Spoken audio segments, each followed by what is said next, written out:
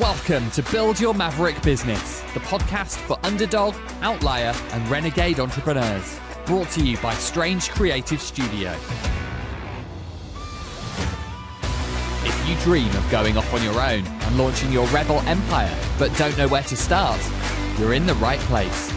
We'll teach you how to use mindset, branding, and practical advice to build a killer business and transform your world. And now, here's your host, founder of Strange, Alex Pitt.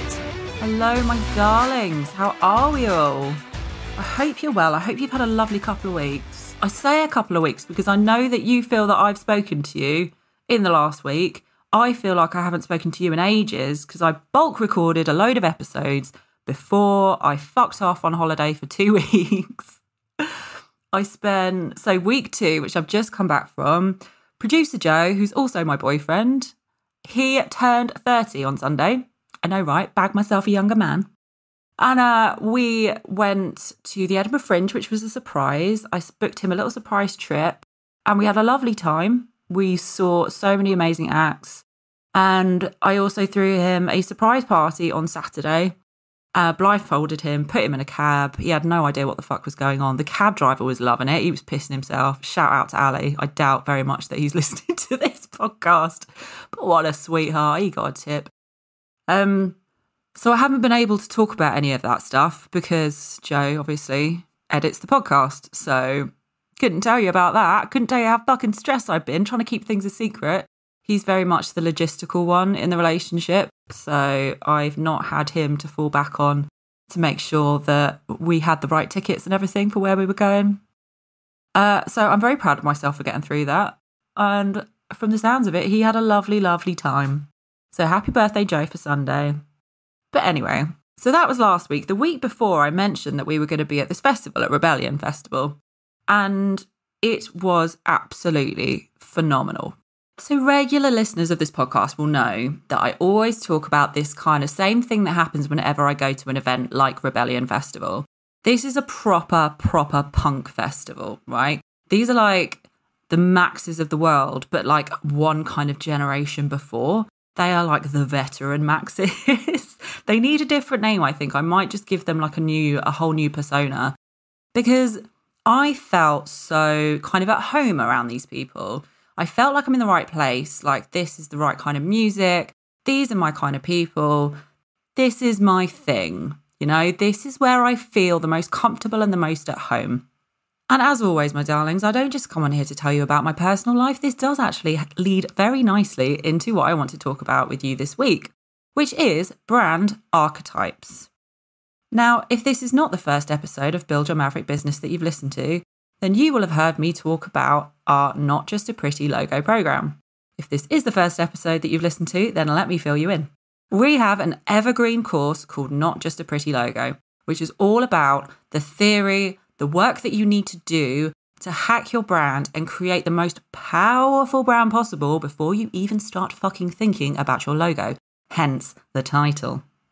Now, after the intro and the theory behind everything that comes next in that program, the first thing that we go into is brand archetypes. It's also the first thing that we work through with clients. And I can only really touch the surface of it today. Like I say, you can learn all about this and you can work out your brand archetype in the Not Just a Pretty Logo program, which as always, I will put the details of in the show notes of this episode. Now, before I get too deep into the theory and all of the details behind this, like I say, I'm going to keep this pretty top level today. But I'm going to use the example that I use in the Not Just a Pretty Logo program in the Archetypes module, because I think this is a really helpful way of thinking about it. So I want you to imagine you get invited to a party, right? You're going to this party and it doesn't matter where it is. It can be a festival, it can be a dinner party, it can be whatever you want it to be. Use your imagination. I like to encourage you to do that. The most important thing is you don't know anybody at this party, right? You're not turning up with anyone. You're just rocking up with a bottle of something and all the goodwill in the world. So you don't know anyone at this party, right? You're just circling the room, you're chatting to a few new faces, joining in some conversations. Now, what will naturally happen is some people you are just drawn to, some people it feels very natural and the conversation flows and everything's great. Other people you chat to for a few seconds and you just think, whoo, you are not my fucking crowd, and you move on. Now, it might be that the person who reads the New York Times every day and is super intelligent is your kind of crowd. And you think, oh, yeah, I want to, chew the fat with you and talk about all sorts of super intelligent things. It might be that someone is really inspirational and, has all of these stories about overcoming adversity and they've led this really incredible life full of challenges. And you're just so inspired and you want to follow in their footsteps and say, God, yeah, take me on an adventure, right? It might be that someone is super active and they're talking about how they've just gone paragliding and bungee jumping and all of these sorts of things. And that just might completely switch you off and you think, fuck me, I would so much rather be sat on the sofa with a cup of tea. And yet somebody else at this party is like, oh my gosh, yes, let's discuss all of our, most recent water sports trips. I don't know. That's definitely not my crowd. But whatever it is, there are certain desires, there are certain things that we all share, and some are stronger for us than others. This is where the theory of brand archetypes comes in. So the theory of brand archetypes is that every single person on the planet has a set of 12 desires. There are also 12 brand archetypes which speak directly to a certain one of those desires and answer the call so that people feel like their needs are being met. Now think back to the episode of How to Sell a Transformation, about how we want to introduce pleasure or remove pain from our own lives, and how brands can hack that thinking to make you feel like they can make your life better, and then they sell you that transformation rather than selling you a product or a service. Brand archetypes are personifications, they are characters. Brands fit into these characters and they can speak to you in a way that makes you feel like your desires are being met, depending on what kind of person that you are. Remember, if you're speaking to everyone, you're speaking to no one. Now, the names of these archetypes, I'm going to rattle them off very quickly. Like I say, this is very top level today. It's all in the program. But they are the outlaw, the magician, the hero, the lover, the jester, the everyman, the caregiver, the ruler, the creator, the innocent, the sage, and the explorer. Right? So, for example, Mr. New York Times, who is super intelligent and just wants to talk about, current affairs and pursuing knowledge, they desire understanding, they desire intelligence, and that's what makes them tick. They fall into the sage archetype, right? So this pursuit of knowledge, that desire to have a deeper understanding, more wisdom, that is what the sage is all about. So certain sage brands, for example, news outlets, Google comes under a sage brand. They are speaking to those kind of people who have that desire stronger than the others. That understanding, that pursuit of knowledge is the strongest draw for them, right? Your person who's really into paragliding and bungee jumping, who's really into super active things, they are going to fall into the explorer archetype. They desire freedom, they want adventure, they want to be out there doing things and getting their hands dirty. They're more interested in brands like Jeep, like the North Face, brands that speak to that exploration, to the adventurer in them. Do you see what I'm getting at? Now, it should come as no shock to anyone that Strange fall under the outlaw archetype. I know, right? Shock horror. I talk about rebel empires, mavericks, outliers, underdogs. It makes perfect sense, right? Also, my website is glitchy as fuck, covered in people with tattoos, and I swear like a fucking sailor. So it all makes perfect sense. When I first discovered brand archetypes, when I looked down the list of desires, I saw liberation and wanting to break down the status quo. And I was like, oh, fuck yes, that's me. When you hear all of the brands that I'm really into, like the Marshall, the Harley Davidson, the Great Frog, all of these kind of brands are outlaw brands. And that's why I'm so naturally drawn to them. They want to say fuck you to the rules. They want to do things their own way. They cannot be tied down. They cannot be told what to do. And that describes my brand. It also describes me as a person. I fucking hate being told what to do. That's why I started a podcast called Build Your Maverick Business. Do you see? It's all starting to fall into place. Now, the people that are naturally drawn towards Strange are the people who have that rebellious streak in them. The ones who also want to say fuck you to the rules. Who see the way that we speak, the way that we look, and it really resonates with them because they also fall into that category. Now, there are so many people who that doesn't really resonate with them because the rebel streak, the outlaw streak in them isn't as strong as the other archetypes. So they are not naturally drawn towards us. And that's fine. You speak to everyone, you speak to no one. I will say that from the fucking hilltops.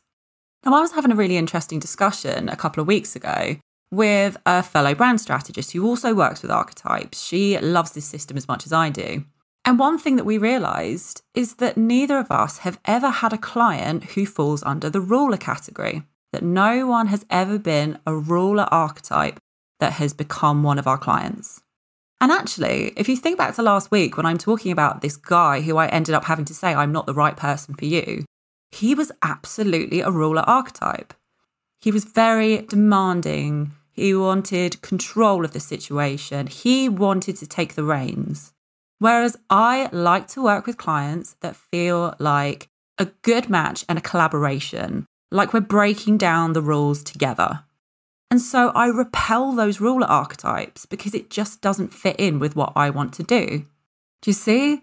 It's all about working out, I guess, what table you want to sit at in the High School Movie. Like, who are your crowd and what is your common desire and how are you going to speak to that? How are you going to appeal to them to show them that you can give them what they need to introduce that pleasure, to remove that pain?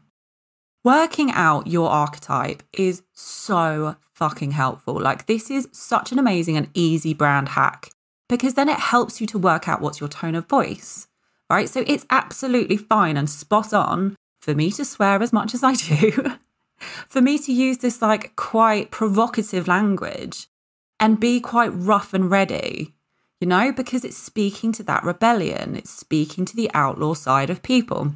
And I don't shy away from that because I know that there are people who are going to be completely switched off by that. But I need them to be switched off by it because if they're not, then I am not properly engaging the outlaws. I am not speaking to them as powerfully as I could. And that's just one part. You know, tone of voice is just one part of your wider brand. The outlaw archetype has helped shape our visual identity. Everything is very glitchy. Everything is very rough around the edges. It's helped me build the programs that we've built. Because now I don't think, what would everybody else do? I think, what the fuck do I want to do? I'm an outlaw. I don't follow the rules. How do I want to do this? And how can I do it in my own way? It helped me craft my mission statement. It helped me work out what my values are. Everything that then follows in the Not Just a Pretty Logo program comes from working out your archetype. Now, as I discussed in the program, you don't actually necessarily have to stick to one. Most brands will have a combination of two archetypes that are complementary to one another. But trust me when I say, when you work this stuff out, when you work through this kind of system, through this tool, it just gives you this absolute clarity. It's such a helpful hack to get you started with your brand. Now, I'm going to be talking a little bit more about archetypes on the webinar on the 30th of August. Like I say, if you want to work out your own archetypes, this is all within the Not Just a Pretty Logo program. Have I mentioned that? I feel like I've said those words so many times during this recording. But I'll put all the information you need for both of those things in the show notes of this episode.